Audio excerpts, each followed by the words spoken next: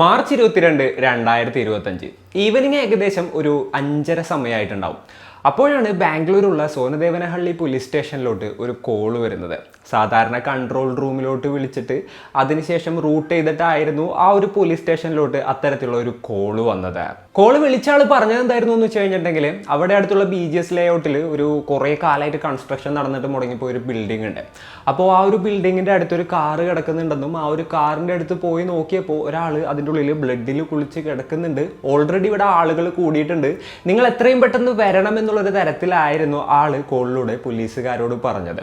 വിവരമറിഞ്ഞ ഉടനെ തന്നെ പോലീസുകാരുടെ പെട്രോൾ ടീം, ആ ഒരു സ്ഥലത്തുണ്ടായിരുന്ന പെട്രോൾ ടീം നേരെ അങ്ങോട്ട് എത്തുകയാണ്. അതിനുശേഷം ബാക്കിയുള്ള ഓഫീസേഴ്സും അതുപോലെ തന്നെ ഫോറൻസിക് അധികൃതരും നേരെ ആ ഒരു സ്ഥലത്തോട്ട് എത്തി. അങ്ങനെ അവർ അന്വേഷണം ആരംഭിച്ചു. അപ്പോൾ ഇത് ആദ്യം തന്നെ ഇത് ആരാണെന്ന് അറിയണമല്ലോ. അങ്ങനെ ആ കാറും കാര്യങ്ങളും ആളുടെ പോക്കറ്റൊക്കെ പരിധിയപ്പോൾ ആളുടെ പേഴ്സും കാര്യങ്ങളൊക്കെ പോലീസിന് കിട്ടി. അതിൻ്റെ ഉള്ളിൽ നിന്നും ലോക്നാഥ് സിംഗ് എന്നാണ് ആളുടെ പേരെന്ന് മനസ്സിലാവുകയാണ്. പിന്നീട് പോലീസുകാർ നോക്കിയപ്പോൾ കുറച്ച് പോലീസുകാർക്കൊക്കെ ഇയാൾ അറിയാം. ഇയാൾ ഓൾറെഡി ഒരുപാടധികം ബിസിനസ് ഫ്രോഡ് കേസുകളിൽ പ്രതിയായിട്ടുള്ള ഒരാളാണ്. കോടിക്കണക്കിന് രൂപ പല ആളുകളിൽ നിന്നും പറ്റിച്ചിട്ടുള്ള ഒരാളായിരുന്നു ഇയാൾ.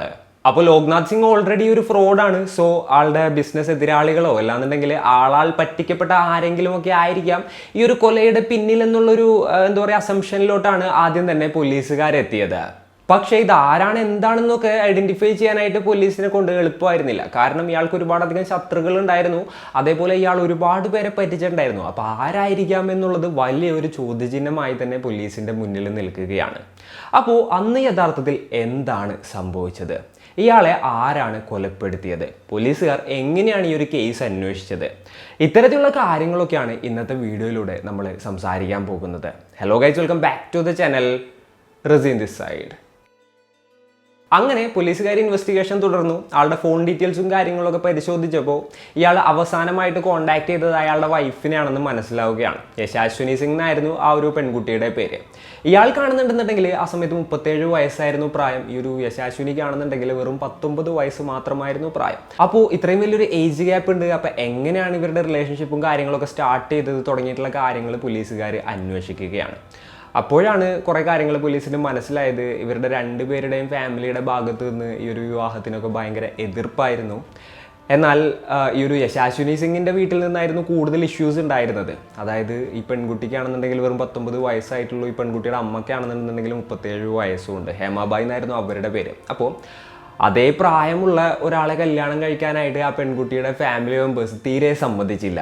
പിന്നെ ഈ യശാശ്വിനി സിംഗിൻ്റെ അച്ഛൻ്റെ പേര് കൃഷ്ണ സിംഗ് എന്നായിരുന്നു. അപ്പോൾ ഇവർക്ക് എന്തൊക്കെയോ കൊല്ലയുമായിട്ട് ബന്ധമുണ്ടെന്ന് പോലീസുകാർക്ക് തോന്നുകയാണ്. അപ്പം അതിൻ്റെ കാരണങ്ങൾ എന്തായിരുന്നു എന്ന് വെച്ച് കഴിഞ്ഞിട്ടുണ്ടെങ്കിൽ, ലാസ്റ്റ് ഇവർ തമ്മിലുണ്ടായിരുന്ന ചാറ്റൊക്കെ ആയിരുന്നു. അതായത് ഒരുപാട് നാളായില്ലേ നമ്മൾ തമ്മിൽ കണ്ടിട്ട്, ഇന്ന് കാണണം, അതേപോലെ തന്നെ ഒരു ലോങ് ഡ്രൈവ് പോകണം, അതിനുശേഷം ഇൻറ്റിമേറ്റ് ആയിട്ട് കുറച്ച് ടൈം സ്പെൻഡ് ചെയ്യണം, അങ്ങനെയുള്ള രീതിയിലുള്ള ചാറ്റുകളായിരുന്നു ആളുടെ ഫോണിലോട്ട് വന്നിട്ടുണ്ടായിരുന്നത്.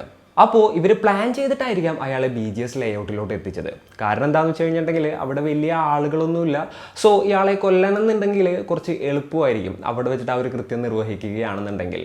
അപ്പോൾ ഇവർ പ്ലാൻ ചെയ്തിട്ട് അയാളെ അങ്ങോട്ട് എത്തിയിട്ട് കൊലപ്പെടുത്തിയതായിരിക്കാം എന്നുള്ളൊരു നിഗമനത്തിലോട്ടായിരുന്നു പോലീസുകാരെത്തിയത്. അതേപോലെ തന്നെ ഈ ഒരു കൊല്ലപ്പെട്ട ലോക്നാഥിൻ്റെ പാരൻസിനെയും അതുപോലെ തന്നെ സഹോദരിയെയും ഒക്കെ പോലീസുകാർ ചോദ്യം ചെയ്തപ്പോൾ ആള് വീട്ടിൽ നിന്ന് ബിസിനസ് ആവശ്യത്തിന്, അതായത് റിയൽ എസ്റ്റേറ്റ് ബിസിനസ് ആവശ്യത്തിന് വേണ്ടിയിട്ട് പോകുന്നു എന്ന് പറഞ്ഞുകൊണ്ടാണ് ഇറങ്ങിയെന്നുള്ള തരത്തിലായിരുന്നു അവർക്ക് അവിടെ നിന്ന് ഉത്തരം ലഭിച്ചത്. പോലീസുകാർ സംശയിച്ചത് വേറൊരു തരത്തിലായിരുന്നു. കാരണം ഈ ഒരു ലോക്നാഥ് സിംഗ് വീട്ടിൽ നുണ പറഞ്ഞിട്ട് പോയതാണെന്നുണ്ടെങ്കിലോ, അതായത് ഇവരുടെ കല്യാണം കഴിഞ്ഞിട്ട് അധികമായിട്ടില്ല, 1-2-3 മാസങ്ങളെ ആയിട്ടുള്ളൂ. പിന്നെ ഇവരുടെ വിവാഹം കഴിഞ്ഞത് ഈ പെൺകുട്ടിയുടെ വീട്ടുകാരൊക്കെ അറിയുന്നത് ഏകദേശം ഒരു 2 ആഴ്ച മുൻപാണ്. അപ്പോൾ അവർ എന്താ പറയുക, ആരും അറിയാതെ രജിസ്റ്റർ മാരേജ് ചെയ്തിട്ട് ഒരുമിച്ച് താമസിക്കുകയായിരുന്നു. പിന്നീട് അവർ തമ്മിൽ ഇഷ്യൂ ആയിട്ട് ഈ ഒരു പെൺകുട്ടി തൻ്റെ സ്വന്തം വീട്ടിലോട്ട് പോയതാണ്. അപ്പോഴാണ് തങ്ങളുടെ മകളുടെ വിവാഹം കഴിഞ്ഞിട്ടുണ്ടെന്നുള്ള കാര്യം തന്നെ ഈ പെൺകുട്ടിയുടെ പാരൻസും കാര്യങ്ങളൊക്കെ അറിയുന്നത്. അപ്പോൾ പോലീസിന് ഇവർ തമ്മിലുള്ള ബന്ധം ക്ലിയറായി. ഇനി ഭാര്യയുടെ പങ്ക് എന്താണെന്ന് അറിഞ്ഞാൽ മതി ഒരു കൊലപാതകത്തിൽ. പോലീസുകാർ ആ ഒരു ഏരിയ ഒക്കെ തപ്പിയപ്പോൾ അവിടെ നിന്ന് ഒരു CCTV വിഷ്വൽ കിട്ടുകയാണ്. അപ്പോൾ ഇയാളുടെ കഴുത്തിൽ നിന്നൊക്കെ ചോര വന്നിട്ട് ആളിങ്ങനെ ഓടുന്നുണ്ടായിരുന്നു. ഇയാളുടെ പിൻകഴുത്തിലും 1-2 തവണ കുത്തിയിട്ടുണ്ടായിരുന്നു. അതുപോലെ തന്നെ കഴുത്തറുത്തിട്ടുണ്ടായിരുന്നു. അങ്ങനെ ആൾ ഓടി വന്ന ആൾ തന്നെയാണ് ആ ഒരു കാറിൽ കയറിയത്. എന്നാൽ കാർ സ്റ്റാർട്ട് ചെയ്ത് പോകാനുള്ള ആ ഒരു സമയമൊന്നും ആൾക്ക് ഉണ്ടായിരുന്നില്ല. അതിനു മുൻപ് തന്നെ ആൾ മരണപ്പെടുകയായിരുന്നു. എന്നാൽ യശാശ്വിനിയെ കൊണ്ട് ഒറ്റയ്ക്ക് ഇത്തരത്തിലുള്ളൊരു കൊലപാതകം ചെയ്യാനായിട്ട് സാധിക്കില്ല. കാരണം ഈ ഒരു ലോക്നാഥ് എന്ന് പറഞ്ഞ ആൾ അത്യാവശ്യം സൈസൊക്കെ ഉള്ള ഒരാളാണ്. അയാളെ ഒറ്റയ്ക്ക് കീഴ്പ്പെടുത്താനായിട്ട് ആ ഒരു പെൺകുട്ടിയെ കൊണ്ട് സാധിക്കില്ല. അപ്പോൾ മേ ബി ആരുടെയെങ്കിലും ഹെൽപ്പ് ഉണ്ടായിട്ടുണ്ടാകാം എന്നുള്ളൊരു അസംഷനിലോട്ടുകൂടെ പോലീസുകാർ എത്തുകയാണ്. അതിനുശേഷം ആ ഒരു ഏരിയയിൽ വല്ല സസ്പീഷ്യസ് ആയിട്ടുള്ള ഫോൺ നമ്പേഴ്സോ ആക്റ്റീവ് ആയിരുന്നു എന്നുള്ളത് പോലീസുകാർ പരിശോധിക്കുകയാണ് ഉണ്ടായത്. അപ്പോൾ ഇയാളുടെ ഫോൺ ഓൺ ആയിരുന്ന അതേ ലൊക്കേഷനിൽ തന്നെ ഈ ഒരു യശാശ്വിനിയുടെ ഫോണും ഓൺ ആയിരുന്നിട്ടുണ്ടായിരുന്നതായിട്ട് പോലീസിന് മനസ്സിലാവുകയാണ്. ജസ്റ്റ് ആ ഒരു ലൊക്കേഷനിൽ മാത്രമായിരുന്നില്ല അവരിങ്ങനെ ട്രാക്ക് ചെയ്ത് പോകുമ്പോൾ ഇവർ രണ്ടുപേരും ഏതോ ഒരു സ്ഥലത്ത് വെച്ച് മീറ്റ് ചെയ്തിട്ട് ഒരുമിച്ച് ട്രാവൽ ചെയ്തിട്ടായിരുന്നു ആ ഒരു BGS ലേഔട്ട് എന്ന് പറയുന്ന ഒരു സ്ഥലത്തോട്ട് എത്തിയത്. എന്നാൽ പോലീസുകാർ നോക്കുമ്പോൾ വേറൊരു കാര്യം കൂടെ അവരുടെ ശ്രദ്ധയിൽ വിടുകയാണ്. ആ ഒരു ലൊക്കേഷനിലൊക്കെ തന്നെ വേറെ ഒരു നമ്പർ കൂടെ ഉണ്ടായിരുന്നു. അതായത് വേറൊരു നമ്പർ ഇവരെ ഫോളോ ചെയ്ത് വരുന്നത് പോലെ ഉണ്ടായിരുന്നു. അതൊരു കോയിൻസിഡൻസ് ആയിരിക്കാം എന്ന് നമ്മൾ ചിന്തിക്കുമെങ്കിലും ആ നമ്പർ ആരുടേതാണെന്ന് നോക്കിക്കഴിഞ്ഞപ്പോഴാണ് കൂടുതൽ കാര്യങ്ങൾ വ്യക്തമായത്. അത് ഈ ഒരു യശാശ്വിനിയുടെ അമ്മയായിട്ടുള്ള ഹേമാബായിയുടെ നമ്പറായിരുന്നു. യെസ്, ഇവരെ രണ്ടുപേരെയും ഈ ഒരു ഹേമാബായി ഫോളോ ചെയ്ത് വരുന്നുണ്ടായിരുന്നു. അങ്ങനെ ഏറെക്കുറെ കാര്യങ്ങൾ പോലീസിന് വ്യക്തമാവുകയാണ്. ഈ ഒരു 19 വയസ്സുള്ള പെൺകുട്ടിയെ കൊണ്ട് മാത്രം ഇയാളെ കൊല്ലാനായിട്ട് സാധിക്കില്ല. എന്നാൽ ആ പെൺകുട്ടിയുടെ അമ്മ കൂടെ ഹെൽപ്പ് ചെയ്യുകയാണെന്നുണ്ടെന്നുണ്ടെങ്കിൽ ഇത്തരത്തിലുള്ളൊരു കൊലപാതകം സാധ്യമാണ്. സോ ഇവർ രണ്ടുപേരെ കൂടെ ചേർന്നിട്ടായിരിക്കാം ഇയാളെ കൊലപ്പെടുത്തിയത് എന്നുള്ളൊരു അസംഷനിലോട്ട് പോലീസുകാരെത്തുകയാണ്. അങ്ങനെ ഇവർ രണ്ടുപേരെയും കസ്റ്റഡിയിലെടുത്ത് ക്വസ്റ്റ്യൻ ചെയ്യാനും തുടങ്ങി. എന്നാൽ എങ്ങനെയൊക്കെ ക്വസ്റ്റ്യൻ ചെയ്തിട്ടും അവർ ഇത്തരത്തിലുള്ളൊരു കൊലപാതകം തങ്ങൾ ചെയ്തതായിട്ട് സമ്മതിച്ചിട്ടുണ്ടായില്ല. അതായത് ഈ പെൺകുട്ടി പറഞ്ഞെന്താണെന്ന് വെച്ച് കഴിഞ്ഞിട്ടുണ്ടെങ്കിൽ കുറേ നാളുകളായി താൻ തൻ്റെ ഹസ്ബൻഡിനെ കണ്ടിട്ട്, അപ്പോൾ ജസ്റ്റ് ഒന്ന് കാണാം, ഒന്ന് മീറ്റ് ചെയ്യാം, ഇത്തിരി പേഴ്സണലായിട്ടുള്ള ടൈം സ്പെൻഡ് ചെയ്യാമെന്ന് പറഞ്ഞുകൊണ്ടാണ് ഞങ്ങൾ വിളിച്ചത്. അപ്പോൾ അതിന് ശേഷം ഞങ്ങൾ ഇതേപോലെ തന്നെ ഈ ഒരു BGS ലേഔട്ടിലുള്ള പണി നടക്കുന്ന ബിൽഡിങ്ങിലോട്ട് പോയി. പിന്നീട് അവിടെ വെച്ച് ഞങ്ങൾ തമ്മിലുള്ള എന്താ പറയുക ഇൻറ്റിമേറ്റ് ആയിട്ടുള്ള ടൈമും കാര്യങ്ങളൊക്കെ സ്പെൻഡ് ചെയ്തതിന് ശേഷം ഞാൻ അവിടെ നിന്ന് പോയി. അതിന് ശേഷമായിരിക്കാം ഇത്തരത്തിലുള്ള കൊലയും കാര്യങ്ങളൊക്കെ നടന്നത്. അല്ലാതെ തനിക്കും ഈ ഒരു കൊലപാതകത്തിനും തമ്മിൽ യാതൊരു ബന്ധവുമില്ല എന്നുള്ള കാര്യം ആ ഒരു പെൺകുട്ടി പറയുകയാണ്. ഈ ഒരു ഹേമാബായി എന്ന് പറയുന്ന ആ പെൺകുട്ടിയുടെ അമ്മ പറഞ്ഞ എന്തായിരുന്നു എന്ന് വെച്ച് കഴിഞ്ഞിട്ടുണ്ടെന്നുണ്ടെങ്കിൽ തങ്ങളുടെ മകൾ ഇതേപോലെ തന്നെ പുറത്തോട്ട് പോവാണ്. അപ്പോൾ മകൾ സേഫാണോ എന്ന് അറിയുന്നതിന് വേണ്ടിയിട്ട് ഓൾറെഡി ഇപ്പോൾ എന്താ പറയുക കല്യാണമൊക്കെ അടുത്ത് കഴിഞ്ഞു എന്നുള്ളത് അറിഞ്ഞിട്ടുള്ളൂ അപ്പോൾ മകൾ സേഫാണോ എന്ന് അറിയുന്നതിന് വേണ്ടിയിട്ട് ജസ്റ്റ് ഫോളോ ചെയ്ത് പോയതാണെന്നുള്ള തരത്തിലായിരുന്നു ഹേമാബായി പോലീസിൻ്റെ അടുത്ത് പറഞ്ഞത്. അങ്ങനെയാണെന്നുണ്ടെങ്കിൽ തങ്ങൾ പോയതിന് ശേഷം ആളുടെ ഒരുപാടധികം ശത്രുക്കളിൽ ആരെങ്കിലും വന്നിട്ടായിരിക്കാം ഇത്തരത്തിലുള്ളൊരു കൃത്യം ചെയ്തതെന്ന് അവർ ആണായിട്ട് പറയുകയായിരുന്നു. അപ്പോൾ പോലീസുകാരപ്പോൾ വേറൊരു കാര്യം ഈ പെൺകുട്ടിയുടെ അടുത്ത് ചോദിക്കുകയാണ്. ഓക്കെ, നിങ്ങളുടെ കല്യാണം കഴിഞ്ഞു, ആകെ വളരെ കുറച്ച് നാളുകളെ ആയിട്ടുള്ളൂ, പിന്നെ എന്തുകൊണ്ടാണ് നീ സ്വന്തം വീട്ടിൽ പോയി നിൽക്കുന്നത്? ഹസ്ബൻഡിൻ്റെ കൂടെയല്ലേ താമസിക്കേണ്ടത്? എന്താണ് നിങ്ങൾ തമ്മിലുള്ള ഇഷ്യൂ എന്ന് ചോദിച്ചു. അങ്ങനെയുള്ള കാര്യങ്ങളൊക്കെ ചോദിച്ചപ്പോഴാണ് ഇവർ തമ്മിലുള്ള ഇഷ്യൂസും കാര്യങ്ങളൊക്കെ പോലീസിന് മനസ്സിലാക്കുന്നത്. അതേപോലെ തന്നെ ഇവരുടെ റിലേഷൻഷിപ്പും കാര്യങ്ങളൊക്കെ എങ്ങനെ സ്റ്റാർട്ട് ചെയ്തു, ഇതെങ്ങനെ ഇവിടെ വരെ എത്തി തുടങ്ങിയിട്ടുള്ള എല്ലാ കാര്യങ്ങളും അപ്പോഴാണ് പോലീസിന് വ്യക്തമാകുന്നത്.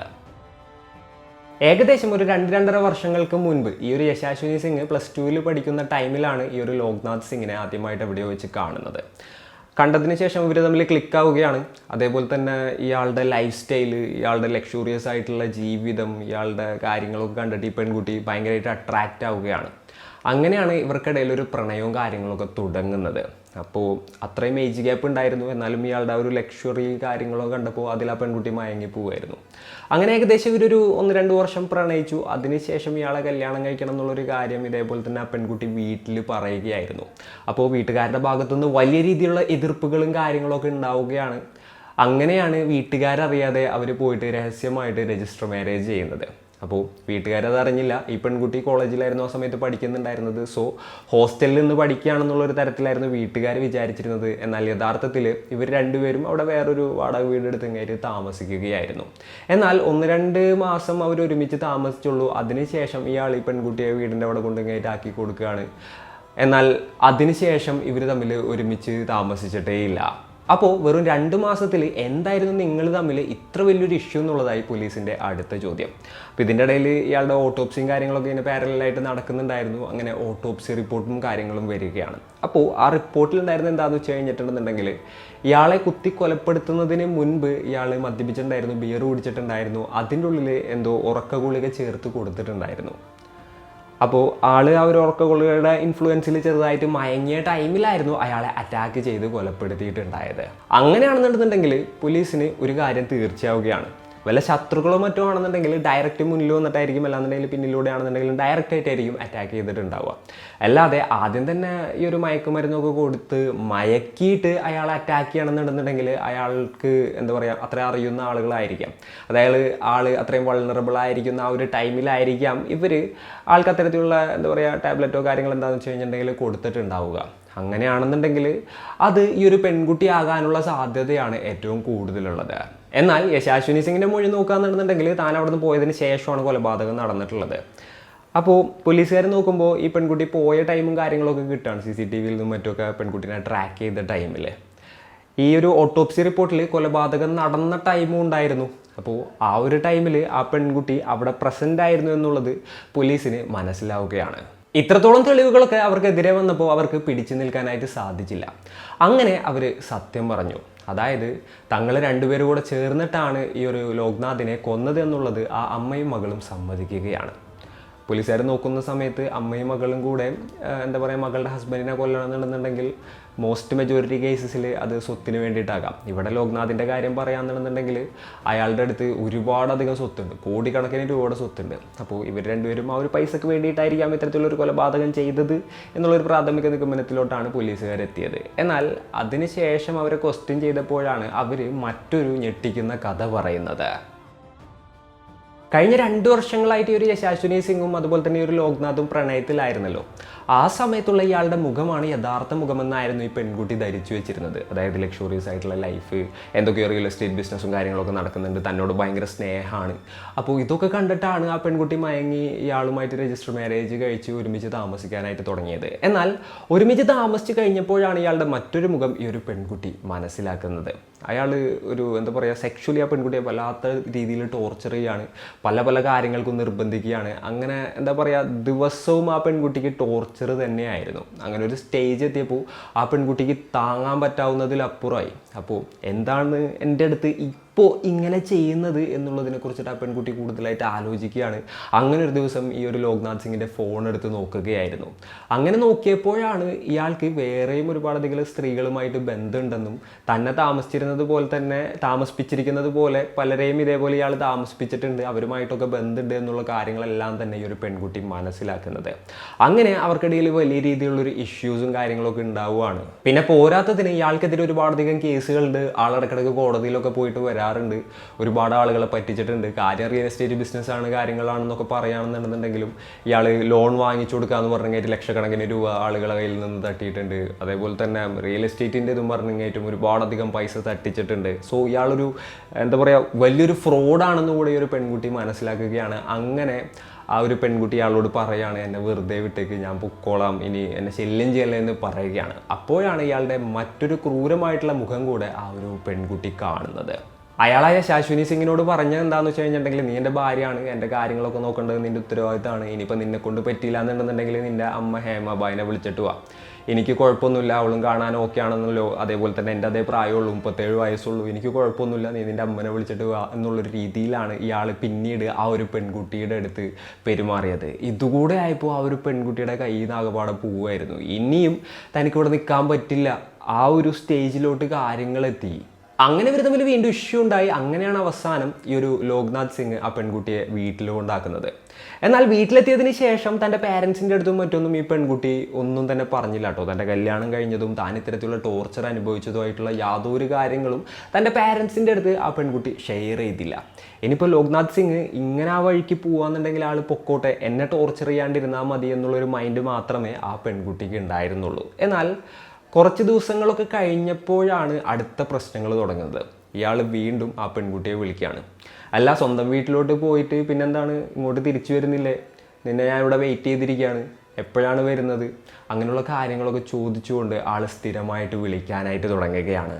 അതുപോലെ തന്നെ ആ പെൺകുട്ടി തിരിച്ച് അയാളുടെ കൂടെ ചെന്നില്ല എന്നുണ്ടെന്നുണ്ടെങ്കിൽ വീട്ടിൽ വന്ന് അമ്മയുടെ ദേഹത്ത് കൈവെക്കുന്നുള്ളൊരു ഭീഷണിയും അയാളുടെ ഭാഗത്തു നിന്നുണ്ടായി. ഇത്രയൊക്കെ ആയപ്പോൾ ആ പെൺകുട്ടിക്ക് ഇനി എന്ത് ചെയ്യുമെന്ന് അറിയാത്തൊരു സിറ്റുവേഷനായി. അങ്ങനെ ആ പെൺകുട്ടി നേരെ തൻ്റെ വീട്ടിൽ ഈ കാര്യം പറയുകയാണ്, അമ്മയുടെ അടുത്ത് ഈ കാര്യം പറയുകയാണ്. അതായത് താൻ ഇയാളായിട്ട് പ്രണയത്തിലാണെന്നുള്ളത് നിങ്ങൾക്ക് അറിയായിരുന്നല്ലോ, ഞങ്ങളുടെ രജിസ്റ്റർ മാരേജും കാര്യങ്ങളൊക്കെ കഴിഞ്ഞിട്ടുണ്ടായിരുന്നു, കഴിഞ്ഞ കുറച്ച് മാസങ്ങളായിട്ട് 2-3 മാസങ്ങളായിട്ട് ഞങ്ങൾ ഒരുമിച്ചായിരുന്നു താമസിച്ചിരുന്നത് എന്നുള്ള കാര്യങ്ങളെല്ലാം തന്നെ പറയുകയാണ്. അവിടെ അനുഭവിച്ചിരുന്ന ടോർച്ചറിനെ കുറിച്ചും കാര്യങ്ങളൊക്കെ പറയുകയാണ്. അതേപോലെ തന്നെ അമ്മയുടെ ദേഹത്ത് കൈവെക്കും തുടങ്ങിയിട്ടുള്ള കാര്യങ്ങളൊക്കെ അയാൾ പറഞ്ഞതായിട്ട് അപ്പോഴാണ് ഈ ഒരു പെൺകുട്ടി തൻ്റെ മാതാവിൻ്റെ അടുത്ത് പറയുന്നത്. അങ്ങനെയാണ് ആ പാരൻസ് ഈ ഒരു വിവരം അറിയുന്നതും അവർ അക്ഷരാർത്ഥത്തിൽ ഷോക്കായി പോകുന്നതും.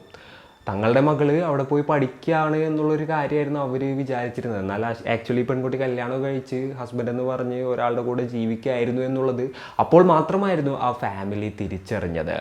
അപ്പോൾ ഇനി ഇത് ഒഴിവാക്കാനായിട്ട് എന്ത് ചെയ്യുമെന്നുള്ളത് അവർ ഇങ്ങനെ ആലോചിക്കുന്ന ആ ഒരു ടൈമിൽ ആലോചിക്കാനുള്ള സമയം പോലും ഈ ഒരു ലോക്നാഥ് സിംഗ് കൊടുത്തില്ല. പിറ്റേ ദിവസം തന്നെ ആൾ നേരെ അവരുടെ വീട്ടിലോട്ട് വരികയാണ്. എന്നിട്ട് എന്താ പറയുക, ആൾ പറഞ്ഞു, ഇപ്പം നിങ്ങൾ കാര്യങ്ങളെല്ലാം അറിഞ്ഞില്ലേ, ഞങ്ങൾ തമ്മിൽ കല്യാണവും കാര്യങ്ങളൊക്കെ കഴിഞ്ഞതാണ്, അപ്പോൾ മോളെൻ്റെ കൂടെ വിടണം എന്നുള്ള രീതിയിലായിരുന്നു ആൾ അവിടെ വന്ന് സംസാരിച്ചത്. മകളെ കൂടെ വിടാനായിട്ട് സാധിക്കില്ല എന്ന് പറഞ്ഞപ്പോൾ മകൾ വന്നില്ലെങ്കിൽ വേണ്ട, നീ വന്നാൽ മതി എന്നുള്ളൊരു രീതിയിലായിരുന്നു അശ്വിനി സിംഗിൻ്റെ അമ്മയായിട്ടുള്ള ഹേമാബായിയുടെ അടുത്ത് ഈ ആൾ പറഞ്ഞത്. അതിനുശേഷം ഈ ഇവരുടെ അച്ഛനായിട്ടുള്ള കൃഷ്ണ സിംഗിനെയും ആൾ ഭീഷണിപ്പെടുത്തി. എന്നിട്ട് പറഞ്ഞു, മകളെ എൻ്റെ ഒപ്പം അയച്ചു വിടുന്നതാണ് നിങ്ങൾക്ക് നല്ലത്, ഇല്ലാന്നുണ്ടെന്നുണ്ടെങ്കിൽ ഞാൻ ഇനിയും വരും, എൻ്റെ കൂടെ വേറെ ആളുകളുണ്ടാവും, അവർ കൂടെ വന്നു കഴിഞ്ഞിട്ടുണ്ടെങ്കിൽ നിങ്ങളുടെ വീട്ടിൽ കയറി നിരങ്ങും, സോ ഇതാണ് നിങ്ങൾക്ക് ഏറ്റവും എളുപ്പമുള്ളൊരു കാര്യം, അപ്പോൾ അങ്ങനെ തന്നെ ചെയ്യണം എന്നൊക്കെ പറഞ്ഞ് വലിയ രീതിയിലുള്ള ഭീഷണിയും കാര്യങ്ങളൊക്കെ കഴിഞ്ഞിട്ടായിരുന്നു ആൾ അവിടെ നിന്ന് പോയത്. അങ്ങനെ ഈ ഒരു ലോക്നാഥിൽ നിന്ന് എങ്ങനെ രക്ഷപ്പെടുമെന്നുള്ളതായി ഇവരുടെ ചിന്ത. പോലീസിൻ്റെ അടുത്ത് പോയിട്ടുണ്ടെന്നുണ്ടെങ്കിൽ വലിയ രക്ഷ ഉണ്ടാവാനുള്ളൊരു സാധ്യതയില്ല എന്നുള്ളത് ഇവർ കരുതുകയാണ്. കാരണം ഇയാൾ ഓൾറെഡി വലിയൊരു ഫ്രോഡാണ്, ഇയാൾക്കെതിരെ ഒരുപാടധികം കേസുകളുണ്ട്, ഇയാളുടെ ഒരുപാടധികം പൈസ ഉണ്ട്, നല്ല ഇൻഫ്ലുവൻസ് ഉണ്ട്, ഒരുപാടധികം അഡ്വക്കേറ്റ്സും കാര്യങ്ങളൊക്കെ ഇയാളുടെ കയ്യിലുണ്ട്. സോ അങ്ങോട്ട് പോയിട്ടുണ്ടെന്നുണ്ടെങ്കിൽ വലിയ കാര്യമൊന്നും ഉണ്ടാവാനുള്ള സാധ്യതയില്ല എന്നുള്ളതായിരുന്നു ഇവർ കരുതിയത്. സോ ഇയാളെ തങ്ങൾ തന്നെ ഇല്ലാതാക്കുകയല്ലാതെ മറ്റൊരു മാർഗവുമില്ല എന്നുള്ളൊരു ചിന്തയിലോട്ട് ഇവരെത്തുകയാണ്. അതിന് വേണ്ടിയിട്ട് ഈ അമ്മയും മകളും കറക്റ്റായിട്ടുള്ള കാര്യങ്ങളെല്ലാം തന്നെ പ്ലാൻ ചെയ്യുകയാണ്. അപ്പോൾ എല്ലാ ദിവസവും ഇയാൾ ഇങ്ങോട്ട് വിളിച്ചിങ്ങായിട്ട് നീ കൂടെ വരണം എന്നല്ലേ പറയുന്നത്. ഇത്തവണ യശാശ്വിനിയുടെ അടുത്ത് പറയുകയാണ്, നീ അങ്ങോട്ട് വിളിച്ചിട്ട് നീ കൂടെ ചെല്ലാം, അങ്ങനെയുള്ള കാര്യങ്ങളൊക്കെ പറയാനായിട്ട് പറഞ്ഞു. അങ്ങനെയാണ് ഈ ഒരു യശാശ്വിനി ഇയാൾക്ക് ടെക്സ്റ്റ് ചെയ്യുന്നതും അതേപോലെ തന്നെ നമുക്ക് ഒരുമിച്ചൊരു ലോങ് ഡ്രൈവ് പോകാം, അതിനുശേഷം എന്താ പറയുക, നമുക്ക് നമ്മളുടേതായിട്ടുള്ള പേഴ്സണലായിട്ടുള്ള ടൈം സ്പെൻഡ് ചെയ്യാം, അതിനുശേഷം ഞാൻ തിരിച്ചു വരാൻ, വീട്ടിൽ കുറച്ച് ഇഷ്യൂസും കാര്യങ്ങളൊക്കെ ഉള്ളത് കൊണ്ട് എനിക്കിപ്പോൾ പൂർണ്ണമായിട്ട് നിങ്ങളുടെ കൂടെ ഇറങ്ങി വരാനൊന്നും പറ്റില്ല എന്നൊക്കെയുള്ള കാര്യങ്ങളൊക്കെ പറഞ്ഞ് അയാളെ കൺവിൻസ് ചെയ്യുകയായിരുന്നു.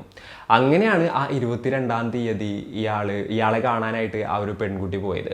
ഓൾറെഡി ഡ്രിങ്ക്സും കാര്യങ്ങളൊക്കെ വാങ്ങിയിട്ടുണ്ടായിരുന്നു, അതിനോടൊപ്പം തന്നെ ഇവർ ഉറക്ക ഗുളികയും കാര്യങ്ങളൊക്കെ സംഘടിപ്പിച്ച് വെച്ചിട്ടുണ്ടായിരുന്നു. അപ്പോൾ ഇവരങ്ങനെ ഡ്രൈവ് പോകുന്നുണ്ട്, അതിൻ്റെ ഇടയിൽ ഇയാൾ ബിയർ കുടിക്കുന്നുണ്ട്, ഈ പെൺകുട്ടിയും ബിയർ കുടിക്കുന്നുണ്ട്. എന്നാൽ ഇയാളറിയാതെ ഇയാളുടെ ബിയറിലോട്ട് ആ ഒരു ഉറക്ക ഗുളിക ഈ പെൺകുട്ടി മിക്സ് ചെയ്ത് കൊടുക്കുകയാണ്. അത്രയും വലിയൊരു സെഡേറ്റീവ് അല്ലാത്തത് കൊണ്ട് തന്നെ ആൾ പൂർണ്ണമായിട്ടും മയങ്ങിയൊന്നുമില്ല. അങ്ങനെ ഇവർ ആസ് പെർ പ്ലാൻ അവർ BGS ലേഔട്ടിൻ്റെ അവിടെ എത്തുകയാണ്. അതിനുശേഷം അവർ ആ ഒരു പൊളിഞ്ഞ ബിൽഡിങ്ങിൻ്റെ അകത്തോട്ട് പോയി. അപ്പോൾ ഇവരുടെ കറക്റ്റ് ലൊക്കേഷനും കാര്യങ്ങളൊക്കെ ഈ ഒരു ഹേമാബായിക്ക് കിട്ടുന്നുണ്ടായിരുന്നു. കാരണം ഹേമാബായിക്ക് ലൈവ് ലൊക്കേഷൻ ഈ ഒരു പെൺകുട്ടി ഷെയർ ചെയ്ത് കൊടുത്തിട്ടുണ്ടായിരുന്നു. അപ്പോൾ ഇവരെ കുറച്ച് ബാക്കിലായിട്ട് അറിയാത്ത രീതിയിൽ ആ സ്ത്രീ കാറിൽ ഫോളോ ചെയ്യുന്നുണ്ടായിരുന്നു. കറക്റ്റ് ആ ഒരു ബിൽഡിങ്ങിൽ അവരെവിടെയാണോ ഉള്ളത് ആ ഒരു സ്ഥലത്തോട്ട് ആ പെൺകുട്ടിയുടെ അതേപോലെ തന്നെ ആ ലോക്നാഥ് സിംഗിൻ്റെയും അടുത്തോട്ട് ഈ ഒരു ഹേമാബായി എത്തുകയാണ്. അപ്പോൾ ഇവർ രണ്ടുപേരും തമ്മിൽ ഇൻറ്റിമേറ്റ് ആകുന്ന ഒരു സീനും കാര്യങ്ങളൊക്കെ ഇവർ കാണുകയാണ്. കറക്റ്റ് വൾണറബിൾ ആയിട്ട് ആളുള്ള ഒരു സിറ്റുവേഷൻ അവർ നോക്കി നിൽക്കുകയായിരുന്നു. അങ്ങനെ ആൾ ചെറിയൊരു മയക്കത്തിലാണ്, അതേപോലെ തന്നെ എന്താ പറയുക കാര്യങ്ങളൊക്കെ നടക്കുന്നുണ്ട്. അതിൻ്റെ ഇടയിൽ ഹേമാബായി ഇയാളെ ബാക്കിൽ നിന്ന് അറ്റാക്ക് ചെയ്യായിരുന്നു, കത്തി ഉപയോഗിച്ച് 2 തവണ കുത്തുകയും ചെയ്തു. അപ്പോഴത്തേനും ഈ ഒരു എന്താ പറയുക യശാശ്വിനി സിംഗും ഒരു കത്തി എടുത്തുകയായിട്ട് ഇയാളുടെ കഴുത്തറക്കുകയും ചെയ്തു. അപ്പോഴത്തേനും ഇയാൾ ഇവർ രണ്ടുപേരെയും തള്ളി മാറ്റുകയാണ്.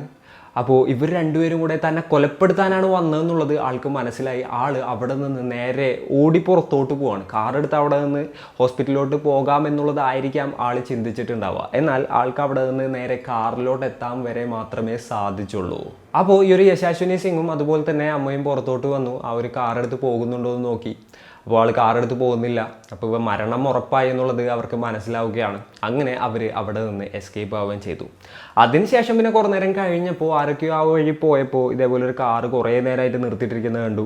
ജസ്റ്റ് ആ കാറിൽ കയറി നോക്കിയപ്പോഴാണ്, അതായത് കാറിൻ്റെ ഉള്ളിലോട്ട് നോക്കിയപ്പോഴാണ് ഒരാളിങ്ങനെ ചോരയിൽ കുളിച്ച് കിടക്കുന്നത് കണ്ടത്.